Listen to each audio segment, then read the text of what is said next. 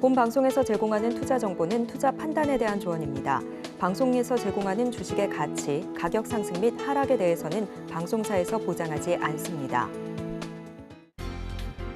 실시간 정보 브리핑입니다. 오늘 첫 번째 소식입니다. 소설가 한강이 아시아 여성 한국 작가로는 최초로 노벨 문학상에 영예를 안았습니다. 한국인의 노벨상 수상은 2000년 평화상을 탄 고 김대중 전 대통령에 이어서 두 번째입니다. 현대산문의 혁신가라는 평가를 받은 한강은 한국 문학의 정수를 세계 문학의 중심에 우뚝 세웠다는 평가입니다. 두 번째 소식입니다. 중국 정부의 부양책에 따른 증시 급등으로 3분기 홍콩 항생 중국 기업 지수가 주가 연계 증권의 85%에서 90%가량의 손실을 면한 것으로 집계됐습니다. 연초만 해도 투자금 절반 이상이 손실거리였지만 단 몇 개월 차이로 희비가 엇갈린 셈입니다. 다만 주가 변동성이 큰 만큼 신규 투자자에는 신중해야 한다는 조언입니다. 세 번째 소식입니다. 최윤범 고려아연 회장 측이 현재 진행 중인 영풍정밀의 공개 매수 가격을 기존 3만 원에서 3만 5천 원으로 상향 조정했습니다. 다만 매수 물량은 최대 25%를 그대로 유지했습니다. 기존 지분이 영풍과 MBK 파트너스보다 앞서 있는 데다가 추가 자금 부담 때문으로 풀이되고 있습니다. 마지막 소식입니다. 리가켐 바이오가 일본 오노약품 공업과 두 건의 기술 이전 계약을 체결했습니다. 공개된 계약 규모는 7억 달러 수준입니다. 이번 계약으로 오노약품은 고영암을 대상으로 글로벌 개발과 상업화에 대한 독점 권리를 확보하게 되고 오노약품은 리가켐 바이오에 최대 7억 달러 규모의 선급금과 연구 개발과 판매에 따른 마일스톤을 지급한 후 상업화 이후에 순 매출액에 따른 로열티는 별도로 지급하기로 했습니다.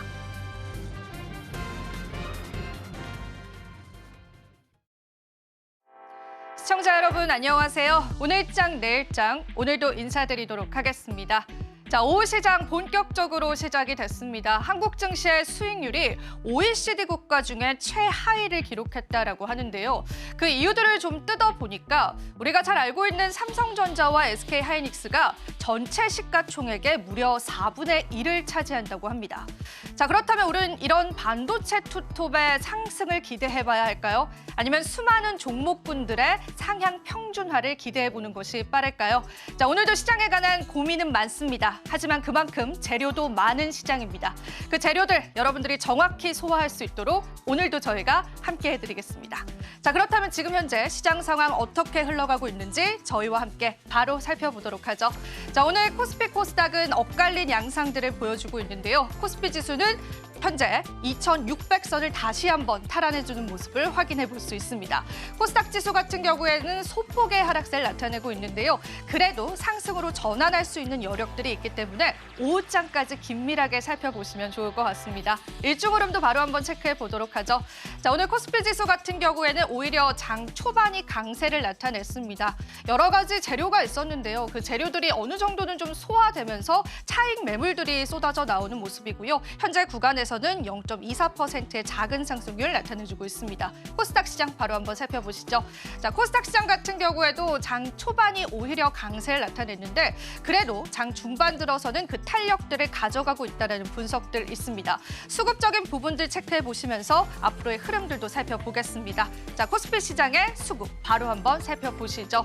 아쉬운 부분들이 있습니다. 외국인들이 좀 덜어내고 있다는 건데요. 반도체 대장주를 필두로 외국인들의 순매도세들은 여전히 지속되고 있다는 부분들 체크해 보셔야 될 것 같습니다. 오늘 외국인 4천억 원 넘게 물량을 덜어내고 있고요.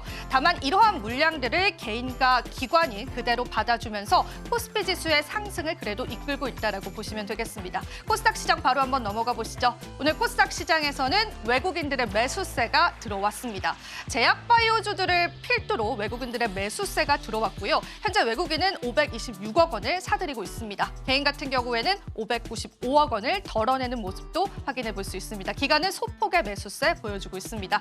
시가총액 상위 종목 살펴보시면서 시장의 흐름들 같이 한번 살펴보겠습니다. 자, 오늘 삼성전자가 그래도 빨간불을 켜주고 있습니다. 현재는 1.19% 상승하고 있고요. 아무래도 저가 매수세가 들어왔다라는 분석들이 시장의 지배적인 것을 확인해 볼 수 있습니다.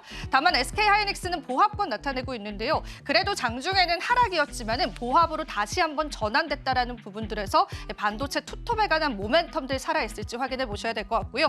자, 오늘 LG 에너지 솔루션은 쉬어가는 흐름 보여주고 있고 오늘 전반적으로 시장에 강세를 나타내고 있는 삼성 바이오로직스를 비롯한 제약바이오주들의 상승도 눈에 띄는 시점입니다. 삼바는 오늘 시장에서 3.8% 상승해주고 있습니다. 현대차 오늘 0.81% 상승합니다. 6위부터 10위도 바로 한번 살펴보겠습니다.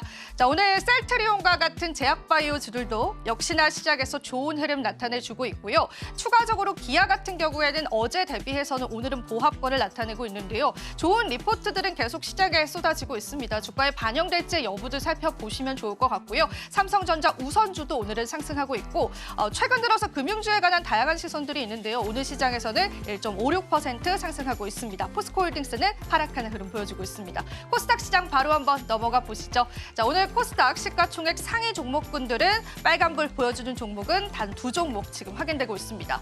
에코프로 그룹주들이 하락으로 시작을 했었는데 그래도 지금 현재 구간에서는 살짝의 상승으로 전환이 된 모습이고요. 자, 오늘 알테오젠 같은 경우에는 4% 넘는 급등세 보여주면서 시가총액 1위 자리를 굳건하게 지켜주고 있습니다. HLB에 관한 악재가 있었습니다. 다들 들어보셨을 텐데요. 우리가 미국 FDA 승인을 기다리고 있는 시점에서 또 한 번 지연됐다라는 소식들 전해지면서 HLB뿐만 아니라 그룹주들 일제히 하락하는 흐름도 확인해 볼 수 있고요. 리가켄바이오는 호재가 나왔음에도 불구하고 오늘 시장에서 약세로 돌아선 부분입니다. 자, 오늘 이 부분에 관한 정확한 분석들 함께 해드리겠습니다. 6위부터 10위도 바로 한번 살펴보시죠.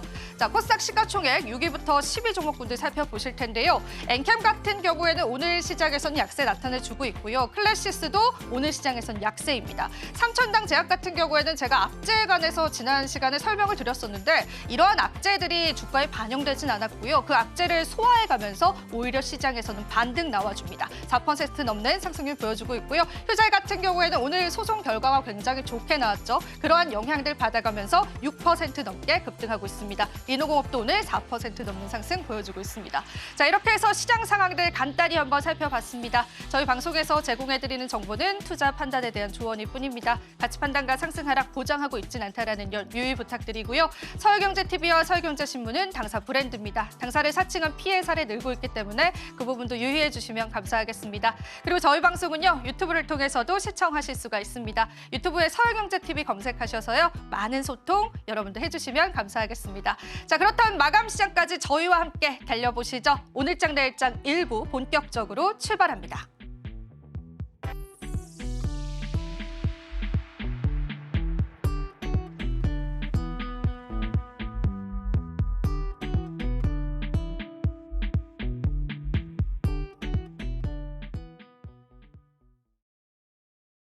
네, 오후장까지 저희와 전략들 짜보시면 좋을 것 같습니다.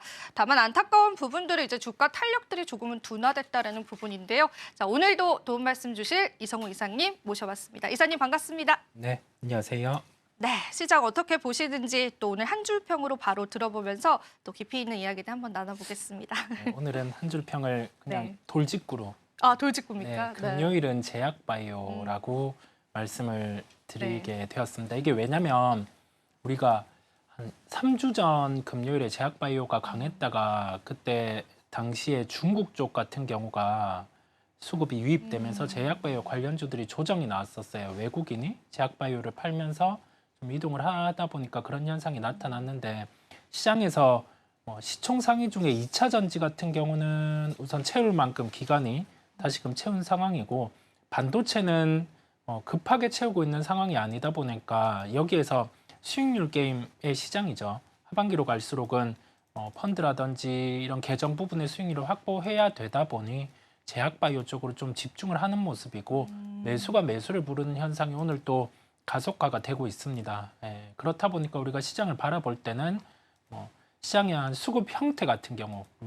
기관이라든지 외국인이 어떤 종목을 매수했다 해서 따라가는 게 아니라 크게 이게 채울 만큼의 수급이 채워졌는지 여기에서 이제는 어떤 식으로 순환매가 돌 수 있는지 그런 부분을 체크하면서 시장을 바라보시면 되겠습니다. 네, 금요일은 제약바이오다라고 돌직구로 또 말씀을 해주셨는데 자, 그도 그럴 것이 제약바이오주들에 관한 수급도 좋기도 한데요. 이사님, 여기서 좀 궁금한 부분들은요. 사실 오늘 시장에서 정말 제약바이오주들의 날인가 싶을 정도로 호재 뉴스, 악재 뉴스 막 이렇게 쏟아지고 있거든요.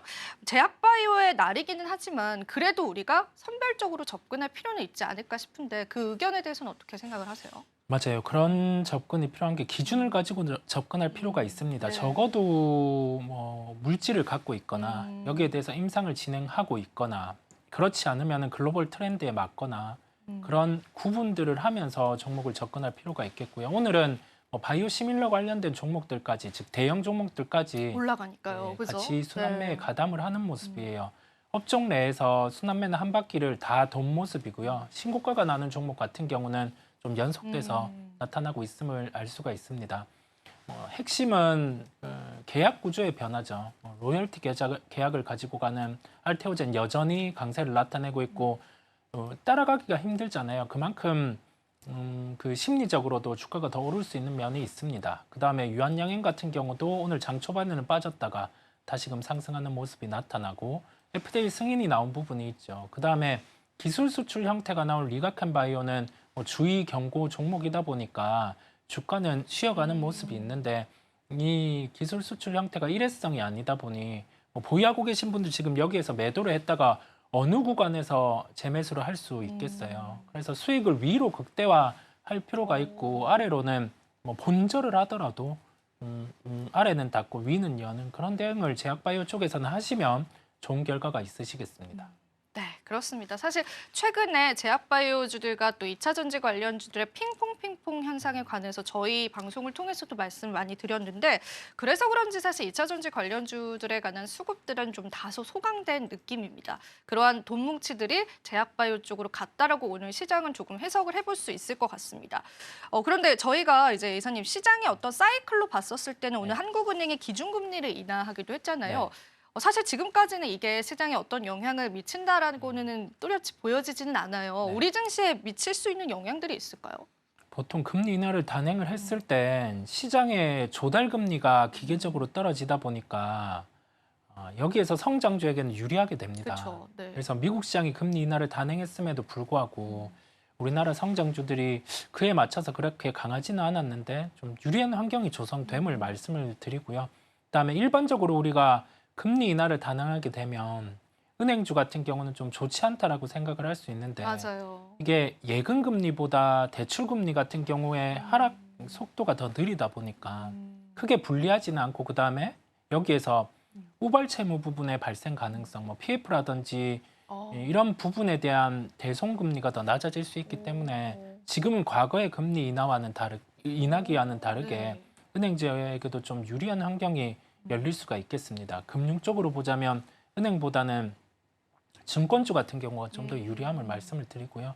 금융주 같은 경우도 함께 좀 관심을 가지시면 되고 은행보다는 증권주 쪽에 무게를 두고 금융주 같은 경우도 함께 수혜가 될 수 있음을 말씀을 드립니다. 네, 이전에 우리가 금리 인하를 단행했을 때의 사이클과는 조금은 다르다라는 부분들 체크를 해보시고요. 일단은 우리가 은행주에 관한 리스크들이 부각되진 않을까라고 사실 저도 걱정을 했었어요. 근데 이제 KB금융을 필두로 그래도 은행주들이 또 그 자리를 지켜주는 모습들이 보여지거든요. 이사님이 말씀하신 그러한 이야기들이 시장에 그대로 펼쳐지는 것 같습니다. 다만 증권주, 금융주에 관해서는 이러한 수혜를 받아볼 수 있다라는 부분들도 살펴보시면서 전략을 세워보시면 좋을 것 같고요. 추가적으로 이게 어제 나왔던 이슈이긴 한데요. 한국이 이제 채권지수에 편입이 됐기 때문에 외국인 자금이 들어올 수 있을 것이다라는 이야기들이 나오고 있어요. 이게 또 증시의 호재이지 않을까라는 이제 얕은 지식으로 생각을 해봤는데 이사님은 어떻게 보세요?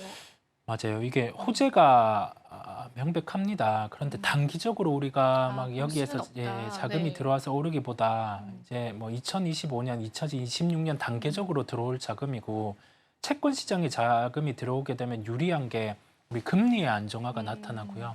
환율 측면에서도 변동성이 줄어들게 됩니다. 그다음에 외국인 입장에서도 우리나라를 보기에 좀 투자에 대해서 한 단계 높아졌다 보니까 주식에 대해서도 충분히 비중이 늘어날 수 있어요. 그런데 거기에서 하나의 전제 조건을 둔 게 공매도와 관련해서 좀 여기에서 관찰 지정을 할 수 있었는데 이번에는 하지 않았다라고 했어요. 그렇다 보니까 공매도 재개는 필수 불가결한데 우리가 필요한 건 뭐냐면 기울어진 운동장이라는 얘기들이 많았어요. 네. 예, 기관 같은 경우는 뭐 공매도와 관련해서 기관 같은 경우에 제한이 좀 더 열려 있었고 그다음에 외국인 투자자 같은 경우는 불법 공매도의 단행 같은 경우가 빈번하게 가능했다 보니까 이에 대해서 좀 명확한 규제, 그다음에 개인 투자자분들도 이렇게 기울어진 운동장보다 좀 평등하게 그렇게 할 수 있게 좀 조치를 취하고 나서 공매도 재개를 한다라고 하면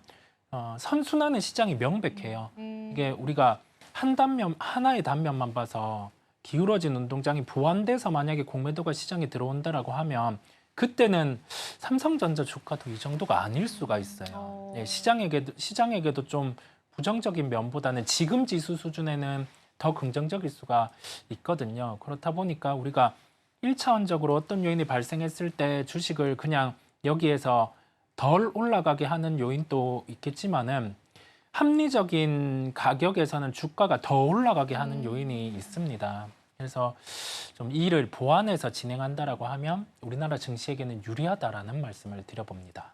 네, 좋습니다. 하지만 유리하긴 해도 이게 당장 증시에 반영되기에는 어느 정도의 시간은 걸릴 것으로 보이고요. 아무튼 우리 증시에는 이렇게 또 외국인 자금을 단단하게 묶어줄 수 있는 장치들이 필요했는데 그런 면에서는 저도 굉장히 잘했다라는 생각이 좀 듭니다. 자, 이 이야기들도 우리가 같이 한번 나눠봤고, 자, 그러면은 저희가 사실 오늘 시장에서 정말 뚜렷하게 부각을 받았던 재료다라고 한다면은 역시 노벨 문학상 수상에 관한 관련주들이 네. 상승이 나와주는데 저는 정말 깜짝 놀랐던 게요, 이사님. 단순히 이제 출판 관련주에서 넘어서서 이게 뭐 웹툰, 미디어 쪽으로까지도 확장이 되더라고요, 네. 섹터군들이. 네. 어떻게 보세요, 이 출판 관련주들에 관해서는? 최근에 드라마들을 보면 네. 히트를 쳤던 그 MBC의 드라마를 보면 그 소설을 드라마화를 시킨 게 있었어요. 네. 근데 그게 좀 되게 깊이 있는 소설이었다 보니까 드라마화를 시켰을 때도 대중들에게 인기를 끌었습니다. 최근에 방송 3사 쪽의 드라마가 부진을 면치 맞아요, 못하고 그랬었죠. 있는데 네. 그래도 그 평균 이상의 성과를 거뒀거든요. 무슨 드라마였죠? 백설공주에게 뭐였어요. 그래요?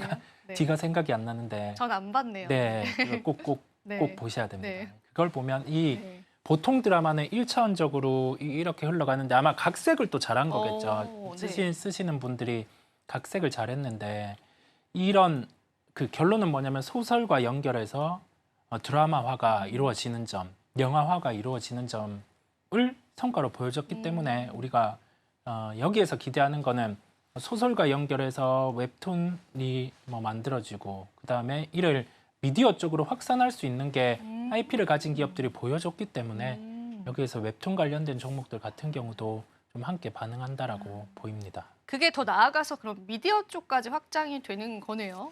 네, 미디어 쪽도 개인적으로는 관심이 많아요. 그래요? 네, 네네. 컨텐츠나 미디어 쪽에 관심이 많은데 이게 OTT 업체들이 생겨나면서 마진이 올라갈 수 있다라는 논리로 한때 미디어 관련주들이 강했어요. 그런데 최근에 넷플릭스 같은 경우도 그렇고 OTT 업체들이 집행되는 자금을 줄이기 시작을 했었습니다. 한 1년 전부터 줄이기 시작을 했죠. 왜냐하면 내실을 따지기 위해서 그렇고 실제 고비용을 투자하지 않더라도 소위 말해서 뭐 대박나는 작품들이 있었죠. 뭐 오징어 게임이라든지 이런 쪽 같은 경우는 네. 그런 성과가 보였다 보니까 아예 되는 작품에는 투자를 하고 애매한 작품에는 투자를 배제하는 형태가 나오다 보니 거기 더해져서 그 출연하는 배우분들의 출연료가 예전 비해서 좀 올라갔다 보니까 좀 그만한 마진이 좀 안 사는 상황이다 보니까 미디어 쪽 같은 경우는 좀 주가가 부진합니다. 그러면 여기에서 우리가 주가가 올라갈 수 있는 요인은 뭐가 필요하냐라고 하면 우리나라 외 글로벌 외에 새로 아직 열리지 않은 시장이 좀 열려주면 좀 유리해요. 어떤 시장일까요? 이게 중국이 막혀 있다 중국, 보니까요. 중국 쪽 보시는 거예요? 네, 중국이 막혀 있다 보니까 좀 그 부분이 열린다라고 하면은 드라마 관련된 종목, 그다음에 엔터주 같은 경우도 함께 동반해서 좀 강할 수 있을 것으로 보입니다. 네, 좋습니다. 저희가 이게 노벨 문학상 수상에 따라서 오늘 주가 탄력을 움직여 주고 있는 그런 종목군들 많은데 더 나아가서는 웹툰과 미디어 쪽으로까지도 또 확장될 수 있다라는 그런 가능성들도 언급을 해주셨고요. 그러면 이제 가장 이제 투자자분들이 궁금한 부분은 그거인 것 같아요. 오늘 이제 노벨 문학상 수상에 관한 이러한 주가 탄력들이 일시적일 것이냐 아니면은 계속해서 좀 섹터 확장에 뭐 신호탄일 것이냐 이런 부분에서 봤을 때는 이사님 좀 일시적으로 보시나요? 주관을 대입하고 주식시장 외의 시각을 본다면 확산이 되면 좋겠어요. 왜냐하면 네, 책을 많이 보고 좋은 작품을 많이 보고 그러면서 사고가 이렇게 확장되면 좋다 보니까. 책 좋아하세요, 이사님? 네, 저는 책, 드라마 이런 다, 네, 다 네. 영화, 네, 다 좋아하다 보니까. 예, 그런데 이게 좀 주식시장의 입장에서는 단순히 이렇게 뭐 우리가 문학상 같은 경우를 딱 수상했다. 수상했다라고 해서 일시적으로 판매는 느는데요. 그게 연속적이지가 않아요. 작품 같은 경우, 책 같은 경우도 보통 그래 왔다 보니까 우리가 생각을 할 게 좀 단발성, 다음 주 되면 이런 종목들 같은 경우는 그쵸. 다시 좀 빠질 수가 있다 보니까 좀 챙길 때는 챙기는 전략으로 관련주들은 말씀을 드립니다. 네, 그렇습니다. 그러니까 이제 수익인 경우에는 빠르게 또 그 수익을 챙겨야 하는 전략들이 지금 시장에서는 맞다라고 보여주고요. 문학적으로 굉장히 큰 이슈였는데 우리는 사실은 주식시장의 관점에서 보게 되잖아요. 그래서 굉장히 이제 객관적인 분석들은 필요한 것 같습니다. 또 요즘 시장이 워낙 섹터의 순환이 빠르잖아요. 테마의 순환이. 돈이 한정적이어서 그러지 않을까 싶은데 그러면은 이사님께서 오늘 조금은 눈여겨보셨던 그러한 섹터군들도 있으셨을까요? 튀어오르는 섹터군들 중에서? 오늘 같은 경우 살펴본 건 제약바이오 외에는 반도체 장비 같은 경우가 맞아요. 좀 많이 올라줬었죠. 워낙, 네. 조정이 나와 있었고 오늘은 반등이 나오다 보니까 좀 유심히 보면 삼성 밸류체인 관련된 장비주들이 강해요. 그런데 이게 정황상으로 이 시기 때 지금 시기부터 연말에 갔을 때 반도체 장비주가 하나의 수주가 나오면 좀 연속해서 뭐 앞단에 전공정 장비, 뒤에 이제 뭐 후공정 이런 식으로 나올 수 있는 상황이다 보니까 주가는 빠져 있고 하다 보니 좀 반등이 나오는 면이 있는 것으로 보이고요. 이게 주가가 이렇게 오를 때 관심을 가져서 접근을 하시기보다 딱 정황이 이제 결과로 나올 때 하나의 장비 업체가 수주가 나오면 연속돼서 이제 나오게 되거든요. 그래서 그 부분을 좀 주시해 보시고 수주가 나왔을 때는 장비주들을 퍼뜨려서 사시면 좀 도움이 되시겠습니다. 네, 오늘 또 반도체 장비주들 강세에 관한 이야기들도 함께 해드렸습니다. 자, 그렇다면 저희가 이어서 또 오늘 특징 섹터에 관한 이야기도 준비했고요. 은혜로운 섹터를 통해서 만나보실 수가 있습니다. 은혜로운 섹터 이어집니다.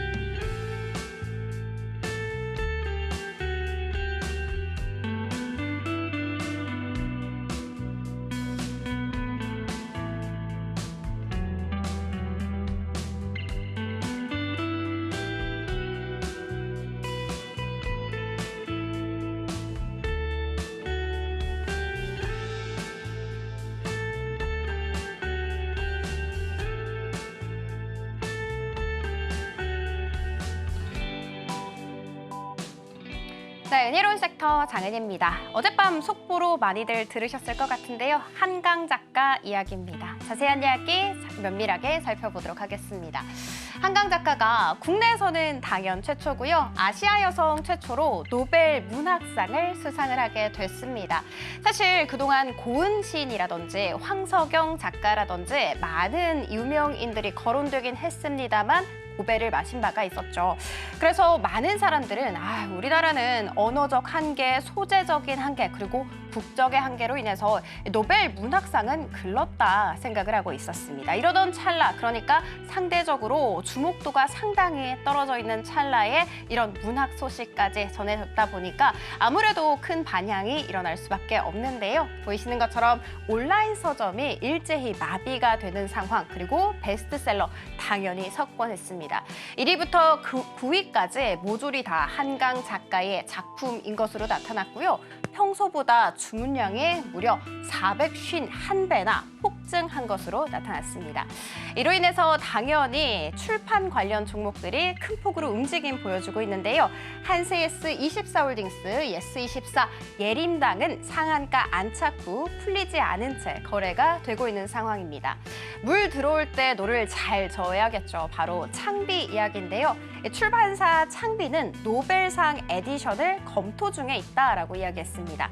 그렇지만 창비는 사실 상장사가 아니죠. 그래서 출판 물류를 담당하고 있는 다산 네트워크스와 같은 종목들이 두 자릿수 급등세를 보이기도 했습니다. 한강 작가의 대표작 두 개를 꼽아라 한다면 소년이 온다, 그리고 채식주의자를 꼽을 수가 있겠죠. 그리고 이 두 권을 모조리 다 전자책으로 공급을 하고 있는 리디라는 기업도 역시 주목받고 있지만 상장사가 아닙니다. 그래서 리디의 투자사인 컴퍼니K가 20% 넘는 고공행진을 이어가기도 했습니다. 그리고 당연히 K콘텐츠까지도 주목을 받을 수밖에 없겠죠.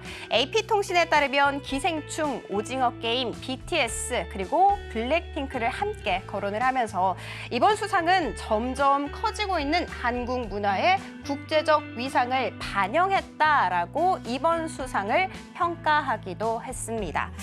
그렇지만 제가 한번 주가 흐름 찾아봤더니 기생충이라든지 오징어 게임 관련 종목은 움직이지 않더라고요. 당시에 주목받았을 때 큰 폭으로 급등세를 보였다가 일제히 시세를 다 반납하고 여전히 지지부진한 상황 이어가고 있고요. BTS, 블랙핑크, 그러니까 엔터 관련 종목들 흐름도 한번 살펴봤더니 오늘은 전반적으로 약세를 켜고 있는 모습이었다는 거 참고해 주시면 좋을 것 같습니다. 자, 그리고 두 번째 이야기 들어가 보도록 하겠습니다. 우리의 또 다른 아픈 손가락 삼성전자, 그러니까 반도체 이야기를 해볼까 하는데요. 오늘은 그래도 상승불 켜내고 있습니다. 어떤 소식이었냐? 관세청에서 오늘 발표한 자료에 따르면 10월 1일부터 10일까지 수출입 현황을 공개했습니다. 전년 동기 대비해서 33.2% 폭증한 것으로 나타났고요. 당연히 반도체가 잘 견인을 해줬겠죠. 반도체 수출 살펴봤더니 전년 동기 대비 45.5% 증가한 것으로 알려졌습니다. 그리고 글로벌 호재도 있었죠. 엔비디아 블랙웰이 벌써 12개월분 다 매진이 됐고요. 그리고 AMD가 AI 칩을 새롭게 출시를 했습니다. 사실 이사수에 따르면 이번 AI 칩이 엔비디아 것을 이길 것이다 라고 이야기를 했지만 시장은 전혀 공감하지 않는 모습이었습니다. 그럼에도 불구하고 그녀의 발언은 주목을 받았습니다. 어떤 발언이었냐? AI 수요가 기대 이상이다. 그렇기 때문에 HBM 메모리가 중요하다라고 이야기를 했기 때문에 우리 국내 관련 종목들이 상승세 그릴 수 있었습니다. 자, 그리고 또 다른 당연히 중요한 이슈 체크를 해봐야 될 텐데요. 오늘 드디어 3년 2개월 만에 기준금리 연 3.5%에서 연 3.25%로 인하했습니다. 0.25% 인하하게 되면서 오늘 반도체 일부 종목들이 상승세 보여주고 있습니다. 삼성전자는 6만 전자를 향해서 가고 있고요. DI와 하나 마이크론과 같은 종목들은 두 자릿수 강한 상승세, HPSP 같은 경우에는 10% 가깝게 상승세 그리고 있고요. SK하이닉스 같은 경우에는 장 초반만 하더라도 약세를 보이고 있었습니다만 지금 현재는 상승 전환하는 데 성공을 했다라는 거 말씀드리도록 하겠습니다. 자, 이렇게 이슈 두 개 체크를 해봤으니까요. 다음으로는 국내 테마 탑3 들어가 보도록 하겠습니다. 최상단에 이름을 올리고 있는 쪽은 웹툰입니다. 소설 다음엔 웹툰일까요? 일단 간밤 미증시에서 나스닥에 상장이 되어 있는 네이버 웹툰 관련주 운영하고 있는 기업이죠. 웹툰 엔터테인먼트가 8% 가깝게 급등세를 그리기도 했습니다. 그래서 오늘 장 초반만 하더라도 이 세 종목 모두 다 20% 고공행진을 하기도 했거든요. 그런데 지금 현재는 시세를 대부분 반납한 상황이라는 거 말씀드리도록 하겠습니다. 자, 그리고 우리 시장에서 요즘 빼놓을 수 없는 것 바로 경영권 분쟁 이야기인데요. 희비가 정확하게 엇갈리고 있는 상황입니다. 티웨이홀딩스 같은 경우에는 한때 상한가, 예림당은 여전히 앞서 살펴본 이슈로 지금도 상한가 풀리지 않은 채 거래가 되고 있고요. 반면에 영풍정밀과 같은 종목들은 10% 가깝게 내림세 보이고 있고 티웨이 항공 역시도 7% 넘는 약세를 보이고 있다는 거 말씀드리도록 하겠습니다. 또 다르게 희비가 엇갈리고 있는 쪽 바로 제약바이오도 함께 살펴보도록 하겠습니다. 비만 치료제 일부 종목들이 여전히 시세를 유지하고 있습니다. 올릭스와 같은 종목들은 벌써 6거래일 연속해서 양봉을 켜내면서 오늘 장중한 때 20% 넘는 고공행진을 이어가기도 했고요. 아파모사이언스 같은 경우에는 이제 비만 치료제 관련주로 엮일 것 같습니다. 왜냐하면 파트너십을 맺고 비만 치료제 분석 사업을 확대하겠다라는 이야기 속에 오늘 한때 상한가 터치하는 움직임 보여주기도 했습니다. 반면에 유통사라고 할 수 있는 블루엠텍 요즘 시세가 굉장히 좋은 바가 있었는데 오늘은 5% 넘는 내림세를 걷고 있다는 거 말씀드리도록 할게요. 그리고 오늘 HLB 그룹주 일제히 약세를 보이고 있는 상황인데요. 리보세라니 너무나도 기다렸지만 FDA 승인 여부가 내년이 돼야 한다고 합니다. 그러니까 지연이 됐다라는 소식 속에 오늘 큰 폭으로 약세 보이고 있고요. HLB와 HLB 제약 같은 경우에는 무려 2자릿수 약세 보이고 있다는 거 말씀드리도록 하겠습니다. 은혜로운 섹터 장은이었습니다.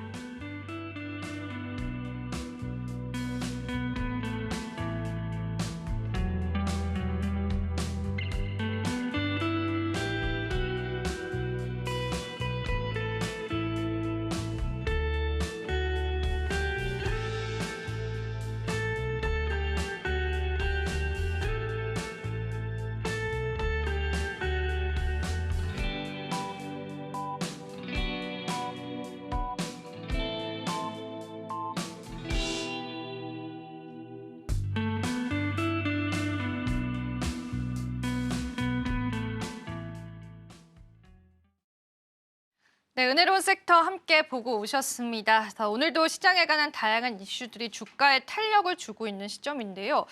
사실 이사님, 저도 이제 오늘 시장을 보면은 네. 이게 우리가 이제 노벨 문학상이라는 새로운 재료는 있기는 하지만은 예전에 했던 재료들이 좀 재탕되는 느낌들도 좀 들어오거든요. 네. 그래서 섹터를 선별하기가 좀 굉장히 어려운 것 같아요. 네. 이렇게 우리가 새로운 섹터가 크게 오지 않을 때는 어떤 특별한 투자 전략이 있을까요? 쉬면 됩니다. 네, 무리하지 않고 쉬면 네. 되고 이게 우리가 시장을 볼 때 매일 주식 시장은 열리잖아요. 맞아요. 매일 열리죠. 그다음에 HTS를 보면 호가가 이렇게 바뀌는 게 보이다 보니까 사람의 심리는 매일 매매를 하고 싶어져요. 그런데 우리가 투자를 하면서 좀 성공에 가까워지는 수익에 가까워지는 방법이 대중의 반대로 가보는 거예요. 이 도파민을 자극하는 HTS를 보기보다 시계열을 늘리는 것도 방법입니다. 네네.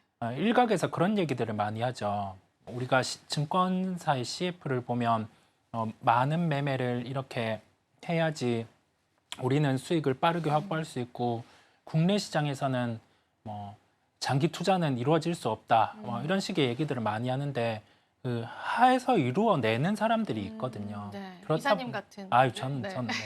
네. 그렇다 보니까 우리 네. 생각할 게 지금처럼 테마 쪽으로 수급이 한 축으로 쏠리고 그다음에 뭐 소부장 일부 종목 강하고 일부 가고, 네. 그다음에 제약 바이오로 극하게 쏠렸을 때 약간 포모 현상이 올 수가 있거든요. 그러면 이게 원래 매매하던 이 스타일 원칙을 깨고 추격 매수하는 그 타이밍이 자칫 고점일 수가 있습니다. 예, 그렇다 보니까 포모 현상은 좀 내려놓고 이게 시장이 우리의 결과 안 맞는다 생각을 하면 쉬는 것도 방법이다 보니까요. 뭐 방송 보고 이제 준비하는 거죠. 우리 저희 방송을 보고 준비를 방송 해야죠. 보고 다음 주에 이제 네. 매매할 거 준비하면 되니까 마우스에서 손은 떼고 방송을 봐라. 눈은 네. 방송을 보시면 되겠습니다. 네, 좋습니다.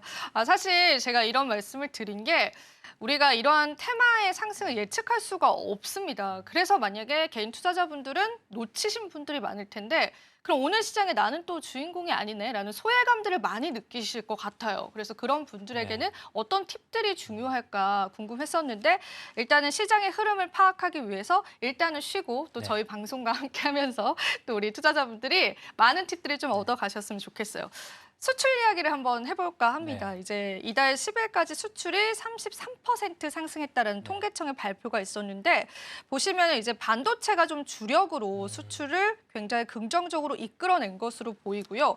그리고 철강 제품들, 선박 제품들도 좀 상승을 했습니다. 이렇게 본다면은 수출주 중에서는 이사님께서 관심 있게 보실 만한 그런 섹터들도 있으실까요? 우리가 수출입 데이터를 어느 순간부터 매달 관심을 가져오고 있어요. 지금은 10월 데이터 일부가 일부예요. 네, 일부가 발표가 맞아요. 되었잖아요. 그러면 우리가 생각해 볼 것, 대중들은 이 데이터를 매번 집계를 해서 보죠. 그런데 주식시장 같은 경우는 매일 열립니다. 가격에 이미 그 데이터는 반영이 되어 있어요.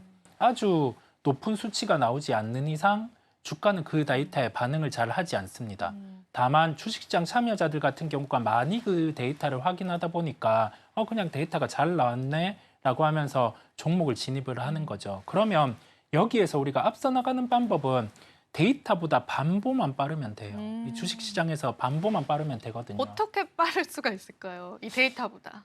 반보 빠른 개인 건 투자자분들이 어렵지 우리가 않을까요? 그냥 네. 기본적으로요. 만약에 뭐 화장품주, 수출주 중에 화장품주를 본다라고 합니다. 그러면 우리 쉽게 1분기에서 2분기 들어올 때 실적이란 게 좋아지면서 화장품주가 올라왔어요.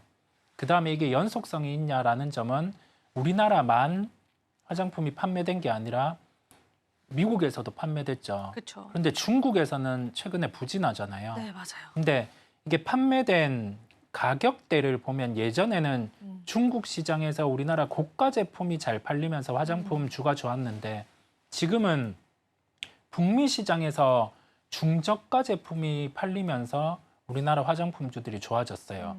그러면 비교를 해보는 겁니다. 과거에 중국에서 고가 제품이 잘 팔릴 때 화장품주들의 이익 대비해서 시가총액을 도출할 때 주가 수익 비율이란 걸 도출을 하는데 네. 그 상단이 20배 중후반 정도 됐었어요. 마지막 피날레 때. 지금 미국이 사이클에서 1등주인 뭐 실리콘투 이런 종목이 주가 수익 비율이 20배 중후반까지 올라왔다가 이제 꺾였거든요. 그러면 좀 더 타이트하게 보는 거죠. 2분기 실적이 좋았어요. 그러면 3분기 실적도 지금 뭐 아마존의 프라임데이라든지 아니면은 이전에 시작이 됐죠. 네, 판매되는 부분들을 보면 랭크도 상위에 랭크가 돼 있잖아요. 당연히 실적에 대한 결과는 좋겠죠. 그러면 2분기, 3분기에 박힌 부분이 뭔지 고민해 보는 겁니다. 비용 단위죠. 물류비 같은 경우가 늘었고요. 아, 맞아요. 그다음에 2분기보다 3분기에 적용되는 환율이 수출주에게는 불리합니다. 그러면 동일한 매출을 거뒀을 때 여기에서 비용 단위 더 물류비 환율이 불리하게 적용이 되잖아요. 그러면 조금 더 세부적으로 가봅니다. 실리콘투 같은 경우가 환율이 떨어졌을 때 마진이 떨어질 수 있다고 해서 주가가 빠졌죠. 그런데 환율이 적용되는 비율은 시점이, 네. 낮아요. 전체 수익에서 한 자리거든요. 아, 그래요? 그러면 네. 환율을 빼봅니다. 네. 환율 제거하고 보면 3분기 실적은 평이하게 나올 텐데 왜 주가는 여기에서 못 올라오느냐라고 하면 늘어난 거는 상반기 대비해서 늘어난 거는 마케팅 비용이에요. VT, 실리콘트, 특히 VT 같은 경우는 일본 시장에서 원래 주 제품을 판매를 하다가 미국 시장으로 새롭게 진출을 했습니다. 했습니다. 예, 네. 그렇다 보니까 마케팅 비용이 초기에는 더 늘어날 수 있겠죠. 그래서 비용 단위 늘어나다 보니 눈에 보이는 실적은 나쁘지는 않지만 긍정적이지만 이 비용이 어느 정도 반영될지는 물음표인 거예요. 네. 그렇다 보니 시장 참여자들은 이거를 주저하는 겁니다, 지금. 그러면 우리는 접근을 어떻게 하냐면 비용 단위 어느 정도 반영될지 모르는데 그 수치는 상반기보다는 높아요. 그러면 미리 이 정도 주가 조정이 나왔으니 매수를 한다라고 하기보다 3분기 실적을 확인하고 접근하는 게 더 낫습니다. 왜냐하면 실적에 대한 예상치의 눈높이가 높아져 있기 때문이죠. 예, 그래서 아까 초반에 말씀드린 부분처럼 기다리는 것도 하나의 투자인 게 무작정 화장품이 좋으니까 수출입 데이터가 잘 나왔으니까 이거를 지금 가격에 산다라는 점은 1차원적인 거죠. 좀 더 세부적으로 남들보다 반보 앞서 가야지 수익을 볼 수 있는 거기 때문에 3분기 실적을 확인할 필요가 있음을 말씀을 드립니다. 네. 오늘 수출 데이터도 또 우리 주식시장에서 많이 거론이 됐었는데요. 사실 우리가 이 데이터보다 한 발 앞서기 위해서는 다양한 요인들을 좀 확인을 해봐야 합니다. 마케팅 비용이라든지 환율적인 부분들까지 체크를 하시면서 실적 발표를 실제로 보고 우리가 매수를 해야 하는지 아니면 그 전에도 매수가 유효한지에 관해서도 여러분들이 면밀하게 좀 생각을 해보셔야 될 것 같아요. 이사님께서 항상 그런 데이터적인 부분들을 한 발 앞서서 짚어주시기 때문에 여러분들이 참고를 해보시면 좋을 것 같고요.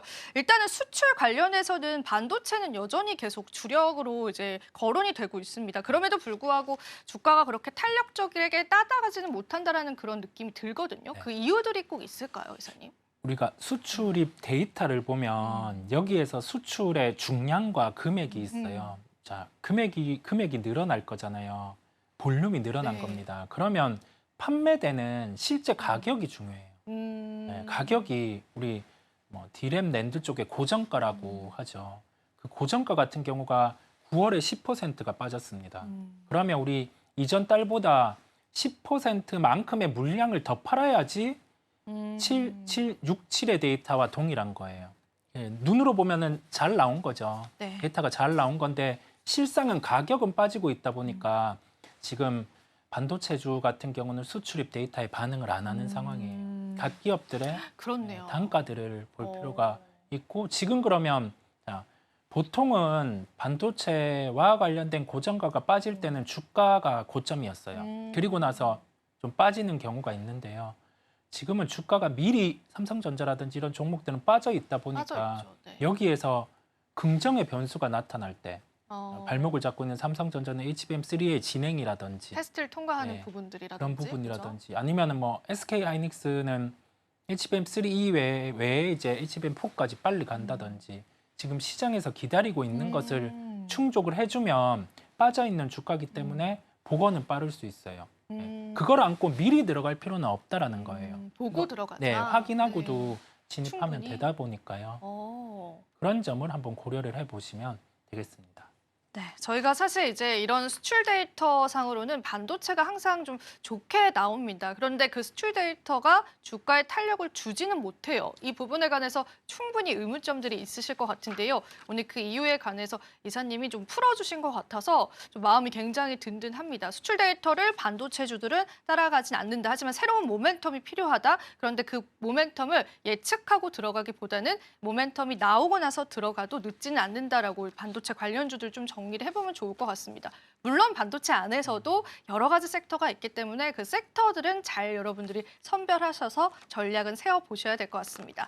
자, 그렇다면 저희가 또 앞서 이야기했던 제약바이오주들 이야기로 돌아가야 될 것 같아요. 오늘 또 이사님께서 제약바이오 섹터를 뽑아 오셨잖아요. 그래서 조금 더 자세히 좀 들여다보면 좋을 것 같은데 저는 일단 오늘의 제약바이오주는 주인공이기는 하지만 그만큼 악재에 있는 종목군들도 많은 것 같거든요. 그렇습니다. 그래서 누구는 울고 누구는 웃고 있지 않을까. 내가 어떤 종목을 가지고 있느냐에 따라서 시장에 관한 관점들 다를 것 같아요. 네. 어떤 전략 잡아보면 좋을까요? 맞아요. 부정적인 소식이 나온 건 HLB 같은 HLB 경우가 그룹주들, 네, 우리 그 FDA와 관련된 결과가 미뤄진 거죠. 네, 미뤄졌다 보니까 3월 말쯤에 나올 수 있게 되는데 그래서 이제 시간으로는 급하게 그렇게 떨어져야 하는 면은 아니지만 좀 이게 원래는 10월, 뭐 11월 정도의 데이터가 예정이었다 보니까 그걸 보고 진입한 주체들은 좀 빠르게 매도를 했습니다. 근데 보유하고 계신 분들 같은 경우는 지금 다시금 뭐 연말 내년에 갔을 때는 좀 이 데이터에 대한 기대감으로 주가가 반등할 수 있기에 좀 가지고 가보는 대응 개파락이 나왔기 때문에 그런 부분을 열어두고요. 그 다음에 긍정 같은 경우는 리가켄 바이오라는 기업이 기술 수출을 단행을 했어요. 네. 그러면 우리 생각해 볼 게 이 금액이 한 9천억 대였죠. 9,700억 정도 됐어요. 이 고형암과 관련된 물질인데 리가켄 바이오도 그렇고 다른 기업들도 그렇고 이 물질에 대해서 주물질이 있고 부물질이 있어요. 주요한 뭐 임상을 진행하는 물질 같은 경우에 기술 수출이 아니었기 때문에 여기에서 이게 일회성이 아니라 하반기로 갔을 때 적어도 한 2건 정도의 기술 수출이 더 나올 수가 있습니다. 그래서 뭐 이 주식을 보유하고 계신 분들은 빠르게 매도를 하기보단 뭐 보유를 하고 갈 수 있음을 말씀을 드리는 거죠.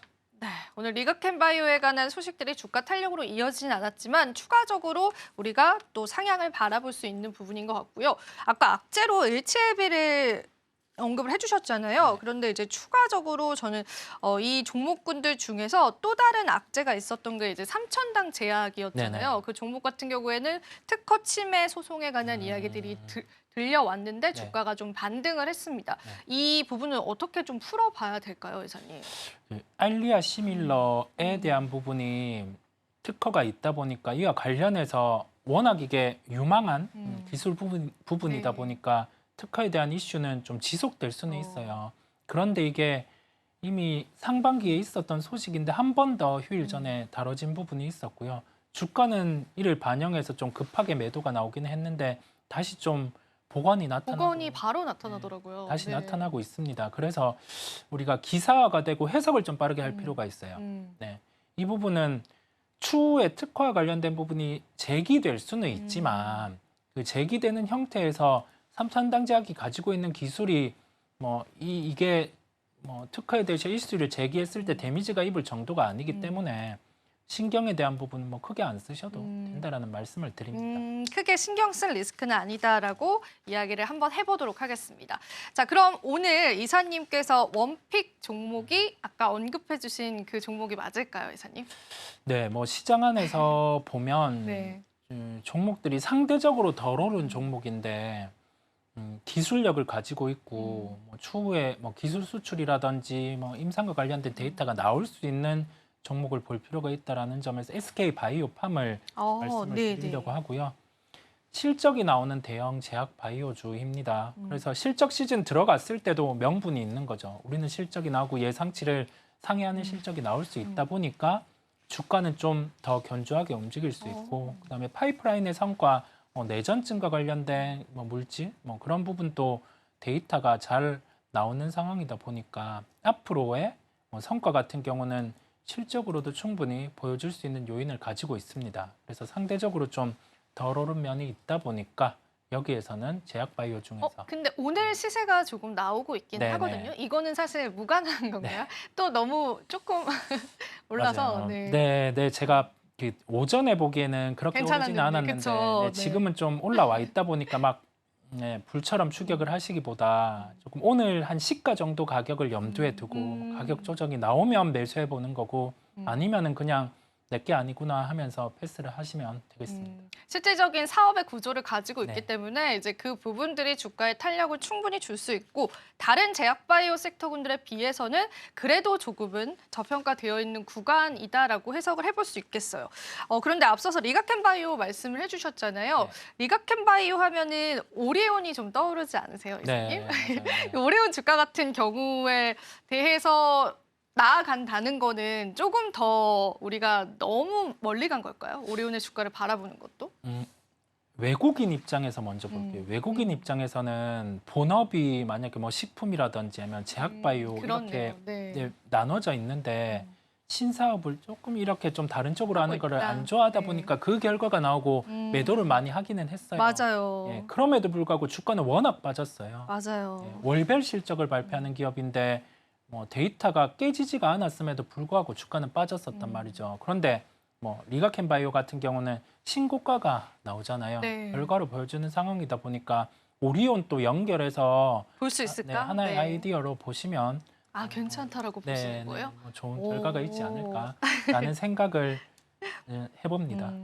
네, 사실 리가켄바이오의 주인은 오리온으로 알려져 있습니다. 올해 3월에 주인이 변경이 됐고요. 리가켄바이오의 이러한 호조 소식이 또 어떻게 펼쳐질지에 관해서 궁금했었는데 오늘 그 부분도 풀어주신 것 같습니다. 자, 오늘도 도움 말씀 주신 이사님께 감사 인사 드리면서 보내드리도록 하겠습니다. 이사님 고맙습니다.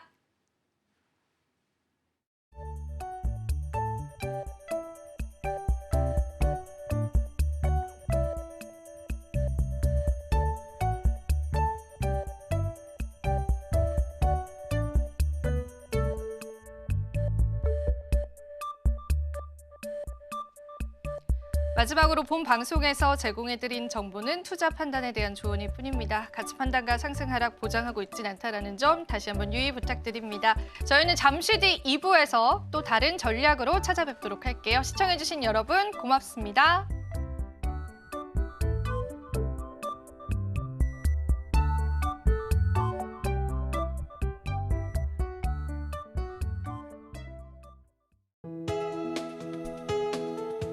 본 방송에서 제공하는 투자 정보는 투자 판단에 대한 조언입니다. 방송에서 제공하는 주식의 가치, 가격 상승 및 하락에 대해서는 방송사에서 보장하지 않습니다.